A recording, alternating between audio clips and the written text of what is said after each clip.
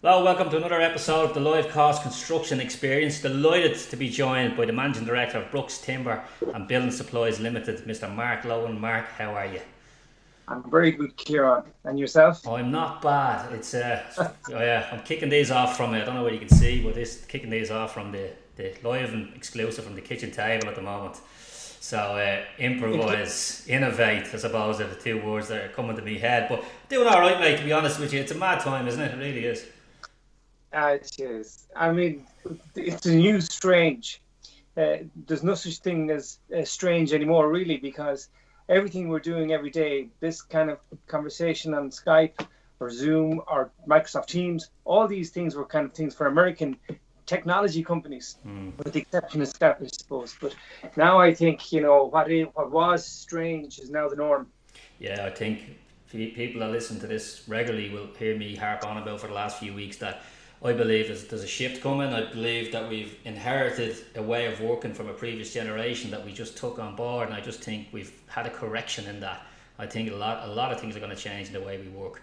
I don't know about you, but I mean, productivity wise, I've noticed myself getting a bit done, because I'm not as tied down and dealing with the day to day stuff as I did in the office. But I mean, how's that been for you, I suppose, personally? A big change for you, I'm sure, with the amount of staff and locations that you have. Yeah, and like my job is all about people. Yeah. Like, my job is not really. I don't do the accounts. I don't collect the money. I don't make the sales. I don't. Like, all I really do is just talk to the guys, talk to the staff all the time. Just make sure everybody's happy and healthy. So I miss that. I Yeah. definitely miss that. The stuff I'm doing now, like I'm managing upwards with shareholders and managing, various risks that I never thought I'd have to manage. Looking around health and safety, very big in our place. But this new risk that's there, that's different, very, very different. But I'd say I can definitely see the advantages to working from home. But the things that I miss, dealing with the people, Yeah. that can't be. I mean, I suppose for those who don't know, could you explain who Brooks are, what they are, and what your sort of day to day looks like in there? Yeah, it's well, Brooks is one of these companies that's 200 years in the construction sector in Ireland. It survived famines, it's risings, rebellions, world wars, and now there's a plague. We didn't have that one before, No. so we'll get through that. But we're central to our business, the Irish construction sector. Yeah. So we have a whole host of companies that deal with us: large, small, medium contractors, subcontractors, landscapers, plumbers now, and this county councils and other public bodies, and of course the public. Um, a good 15 to 20% of our business is with the public. And what's the current status in there, Mark? Are you trading at the moment? I know some hardwares are open. I mean, what's your current status? Well, we are closed to the public. We're making emergency deliveries only, and what is an emergency is obviously changing. Back last week, an emergency was only things for the NHS, for the HSE, and for Garda Síochána and Department of Defence, and a couple of strategic sites. Now there's some social housing sites Yeah. that have reopened, so that's a bit busier. But we're not dealing with the public. They're not coming into the branches. We're delivering from the branches. Right. And in fairness, it's like, it's a fraction of what we were doing, but it's good to be actually kind of doing something. Doing something, yeah, no, absolutely. So how do you see that playing out, the Mark? I mean, I know the CIF have put out. We've got Shane Dempsey coming on Tuesday as well, as he's going to chat about the likelihood of what this looks like, I suppose, for smaller guys, the guys like myself and yourself deal with on a day to day basis. How is this going to affect your operations? And will you go back with a skeleton staff approach, or do you have to open full when things do kick off? Well, I think that what we have at the moment in each branch is a skeleton staff, Yeah. and they're getting orders ready for delivery to customers. The online piece is coming back on today because online deliveries are allowed. We have to make sure that they're delivered in a health and safety compliant way, and that's eminently very sensible. I think that what we're hoping for is that we don't have a situation on a Monday where an announcement is made that everybody's back open on a Tuesday, because then you're going to have pandemonium in the branches, and we won't have all our staff in because we don't know what to expect, or even if we did, it still mightn't be enough for what might come through the gates. And at the same time, I think that we actually have to plan how we're going to do our business very differently. So what I'm hoping for is a bit of notice for the industry as a whole. So I'll be interested to hear what Shane has to say, and I've listened to all your podcasts, Ciaran, and I'll be interested to see what Shane has to say, because that notice period, or as much notice as possible, will be really important from our perspective, as well as the safety of our customers as well. Yeah, absolutely. And I think that's I think we're starting to see, we're communicating with our customers as best we can at the moment, and we're starting to see that even that there is a bit of light at the end of the tunnel, people are sort of saying, well, we need a bit more than that. We need to prepare for this. Like, you know, are we going full go at this? What does it mean when we go back? Are we allowed to go? What does social distancing mean in terms of a small project? There's loads of questions. So you're right. It will be good to get a bit of clarification around that, and a lot of people are wanting to know what's next. I mean, from the business side, then, Mark, we had a chat there just before Christmas where we, before the break, and we were talking about Brooks' plans for 2020 and our live cost plans for 2020. And 3 months in, I mean, is that plan scrapped? Is it, from a business perspective, are you saying we need to scrap and start again, or is it too early to make that call? Well, that's interesting. I mean, when you and I were talking, we were talking about Brooks kind of starting a new 5-year plan.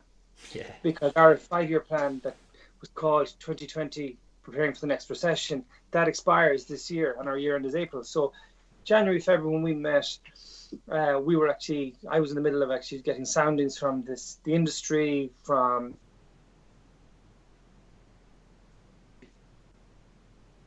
we met. I actually decided 5 years was too long a time frame, that this was such a fluid market, it was such a changing market that you couldn't possibly look at this over a 5-year period. So we brought it back to a 2-year plan.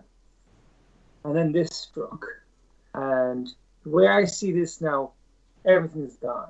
The budget's gone. For the 1st of May onwards, that was our new financial year. That's gone. The 2-year plan, that's gone. I'm starting, and I've said this to the team, the leadership team. We had a conference call there yesterday evening.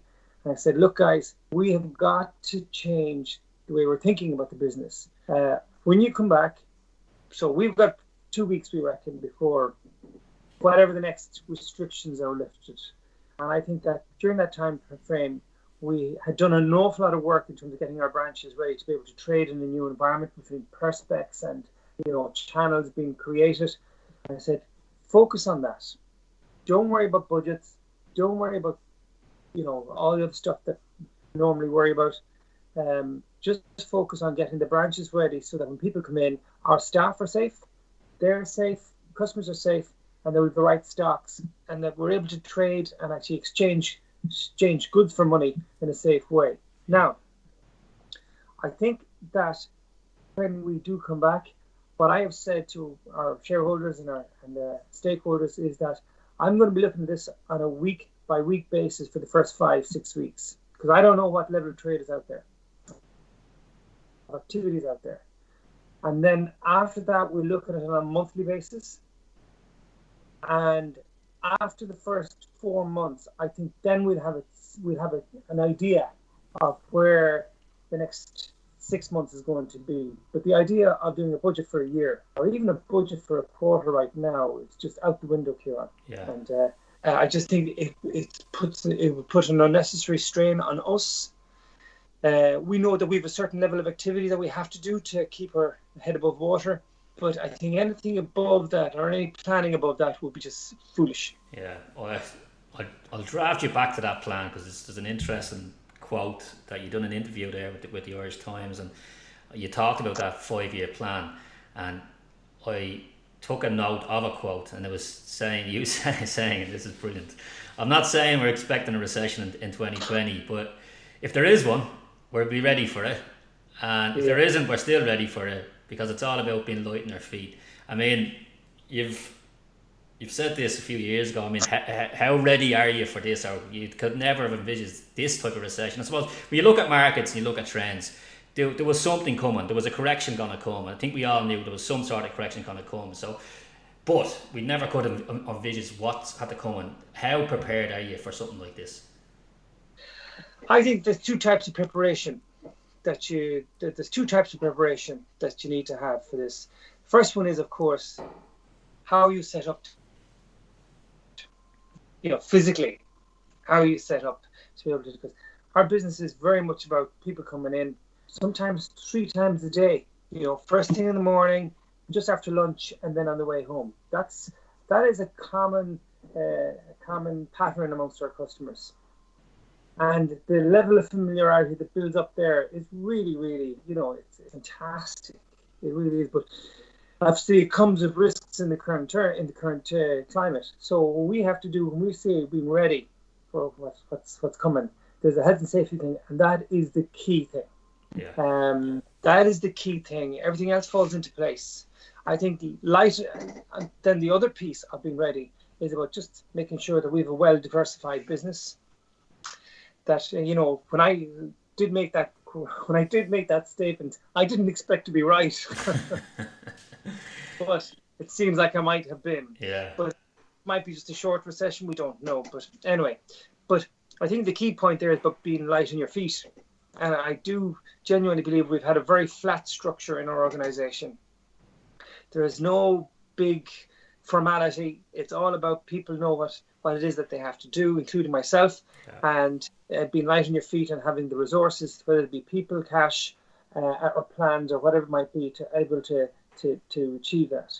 So I think we are a much better diversified, light and agile business than we were, say, 5. To everybody that's involved in the organisation, I think we're in good shape. Like yesterday, we did a full audit of all the branches to see how were we if the light switches were turned on again. What level of stocks do we have? How are we fixed? Where is the risk? Have we stuff coming in from China? Have we stuff coming in from Spain or Italy? And where are we in terms of those risks? And the Chinese risks has receded. So there was shortage of Chinese product. Now that seems to have receded, and there's Chinese product on the water, on the way, and some of it has already arrived. We do see risk around Italian product, which might have a problem, might be probably in final fixings sort of environment.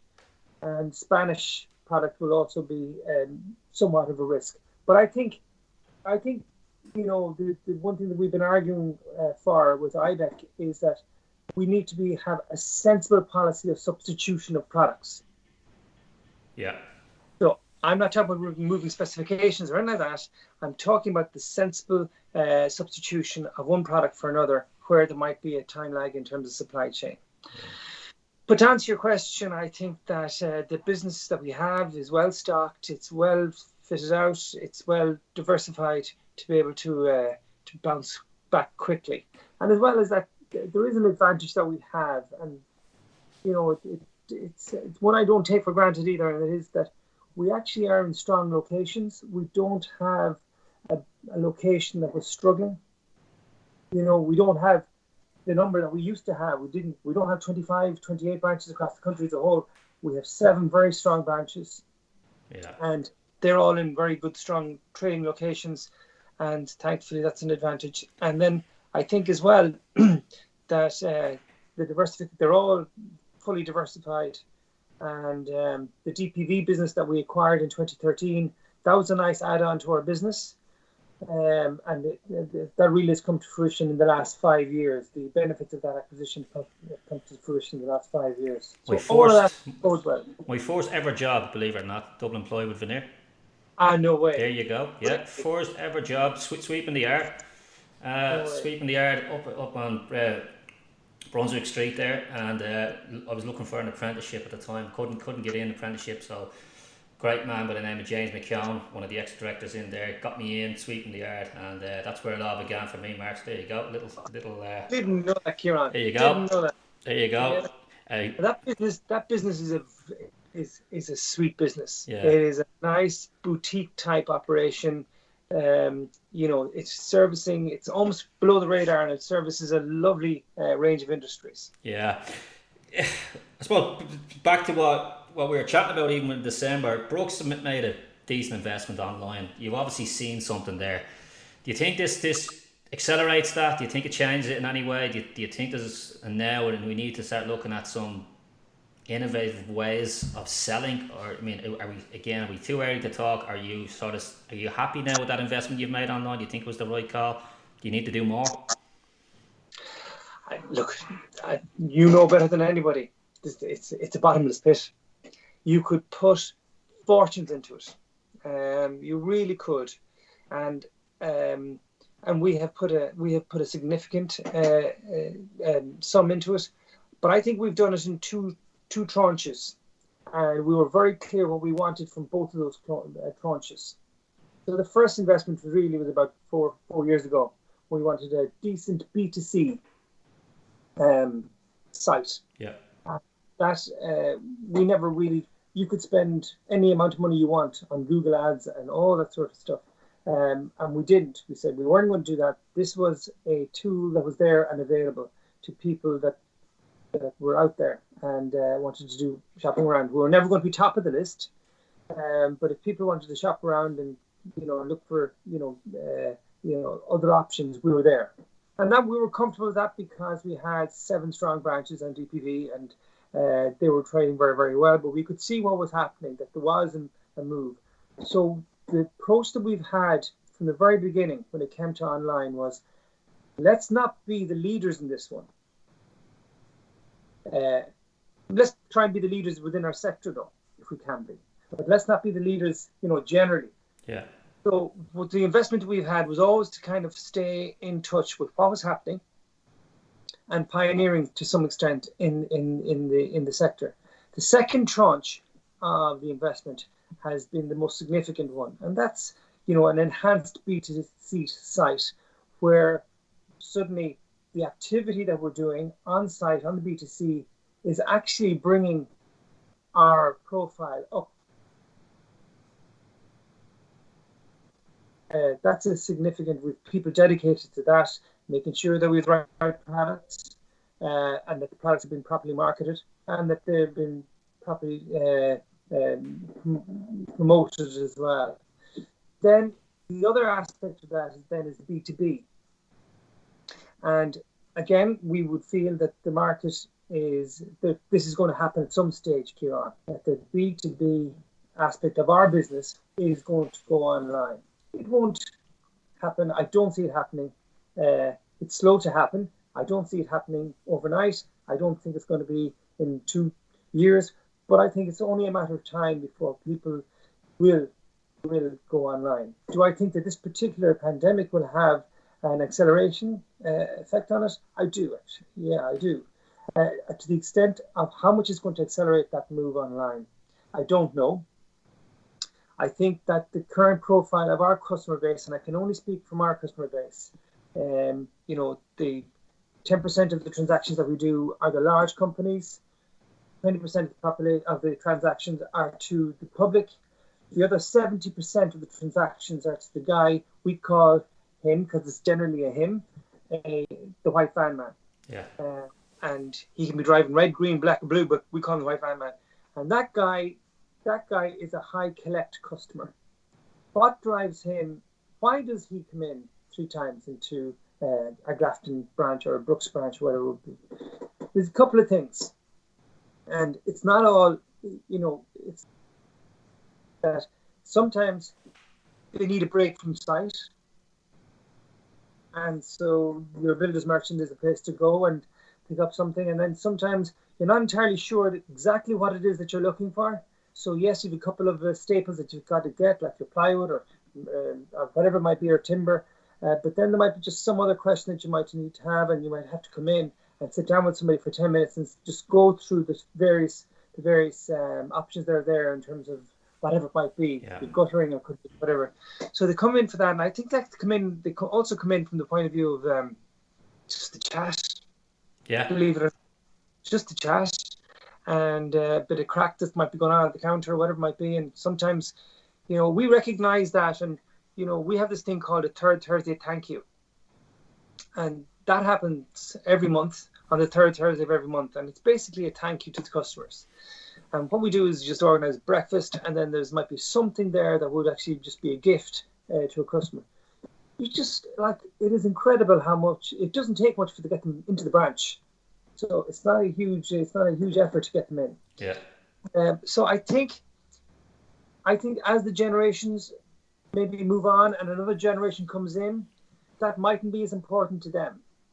And time is money, and efficiency is important. And suddenly leaving their site, to come into Builders Merchants, that might be something that might actually kind of disappear into the past. Yeah. But for the immediate future,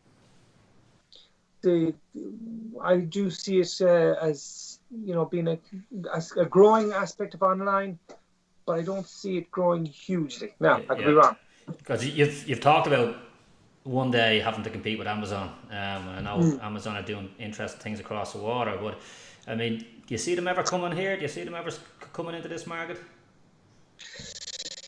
I'm with the Hardware Association. I'm the treasurer of the Hardware Association of Ireland, and I went on a trip there, and it was probably the most interesting thing I'd seen. It was to New York, and I just wanted to see how far advanced they were when it came to online, and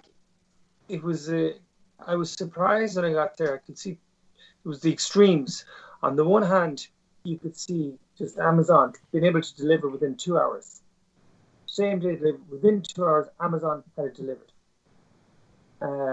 But then you actually had the other extreme then, not far out of New York, not far out of Manhattan, where it was a traditional builder's merchant. It could have been anywhere. It could have been any part of Ireland. Just the same sort of thing. And they deal with they compete with Amazon, but you know what? Amazon won't do the big stuff. So I think that one of the issues and yes, I do see Amazon. I do see us competing with the likes of them in the future. But don't think lucky product.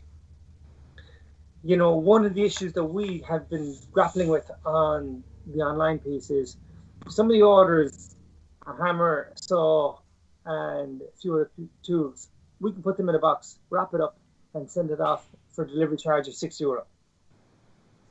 And you can put that on the website, and there's no problem. However, it's very hard to know how one could deliver a bale of timber to, say, Cavan, for example. That makes it a cost prohibitive exercise from the customer's perspective. So it's not easy. There's 38,000 products on our website. There's 38,000 products in our stock profile.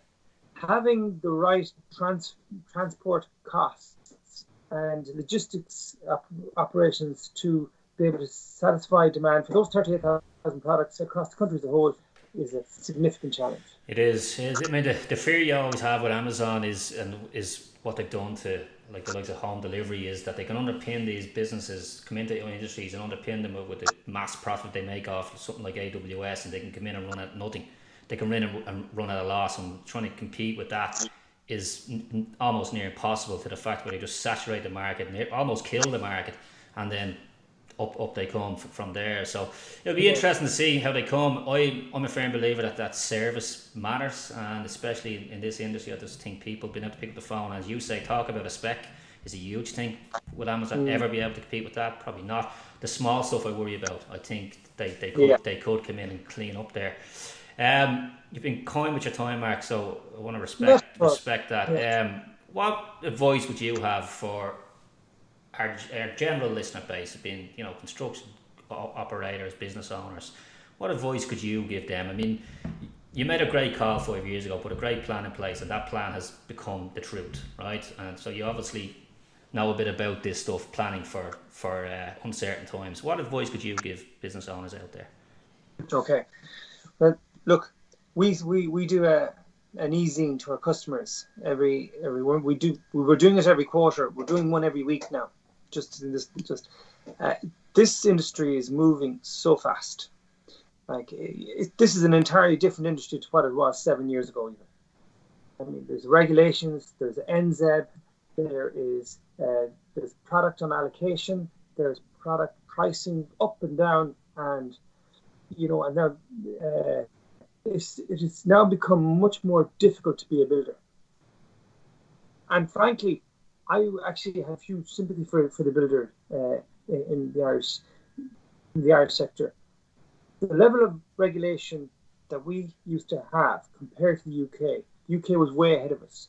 Now we have actually surpassed them, and our level of regulation is actually much more than the UK. And that's all happened with the existing generation of builders that we have. Then we just look at we could keep these zines going every single week, talking about prices going up and down, and timber and building materials and everything else, and the availability, and then bark beetle in Germany, having an impact on timber prices in the other part of the world, and another part of the world, and the impact on availability of timber, all sorts of stuff.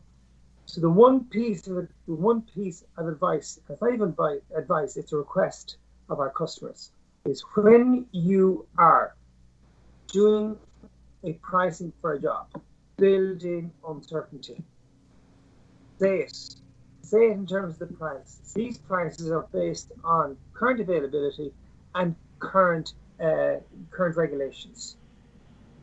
If they were to change, then of course we'd have to revert back on price, because the only thing that's certain about this industry before this ever happened was the uncertainty. Yeah. And I don't see that is actually improving in any way after we come back. Yeah, no, that makes sense.